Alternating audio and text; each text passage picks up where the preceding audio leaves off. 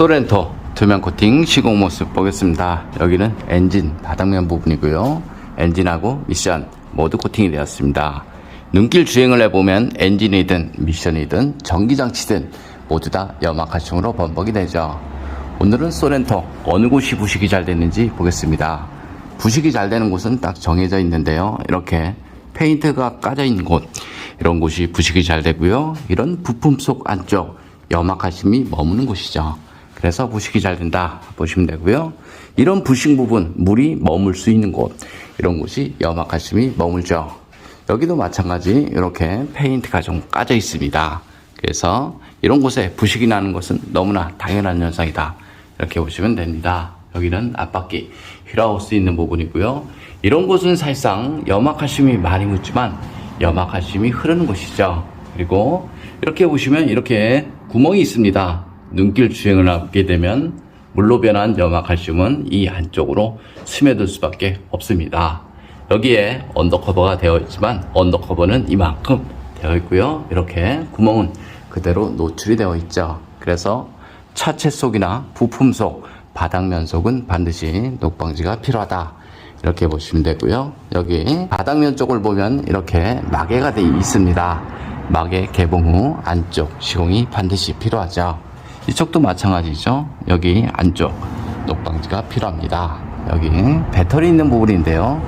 배터리 있는 부분 하부 세차를 하게 되면 이곳까지 물이 닿을 수 있습니다. 그래서 이쪽 부분 부식이 아주 잘 되니까요. 이쪽 부분 볼트, 너트 이런 곳 반드시 녹방지가 필요하다, 이렇게 보시면 되고요. 전기장치에는 저런 코팅제를 이용해서 시공하시면 됩니다. 머플러 코팅 모두 했습니다. 머플러 코팅을 해도 부식은 되겠지만 하지 않은 거에 비해서 10배는 좋다, 이렇게 보시면 되고요. 이런 홀 안쪽 반드시 녹방지가 필요하다 보시면 됩니다. 여기 측면 쪽인데요. 측면 쪽 자세히 보시면 물 빠지는 배수구가 1mm 채 되지 않습니다. 이런 곳에 두껍게 코팅을 해버리면 언더 코팅 하지 않은 것보다 못하는 경우 많이 있습니다.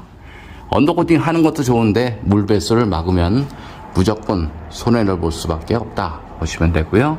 여기 캠버 볼트인데요. 나중에 바퀴가 편마우 됐을 때 조정하는 볼트인데 여기 자세히 보시면 이런 홈이 있습니다.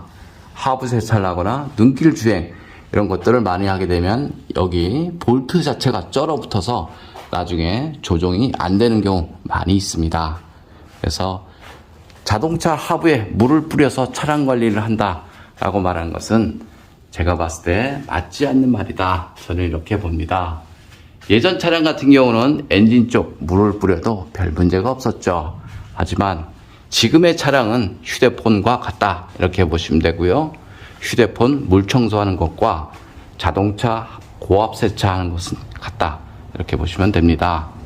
자동차 도장면에 물을 뿌리면 물이 다 흘러내릴 수밖에 없죠. 하지만 바닥면 쪽에 물을 뿌리면요, 물이 고일 수밖에 없습니다. 여기 자세히 보시면 이런 홀구멍이 있습니다.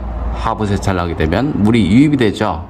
물만 유입이 되는 것이 아니고요, 주위에 있는 오염물과 염화칼슘이 같이 유입이 되고요, 물 빠지는 배수구가 그렇게 많지 않습니다. 그래서 모두 다 배수가 되는 것은 아니다 보시면 됩니다.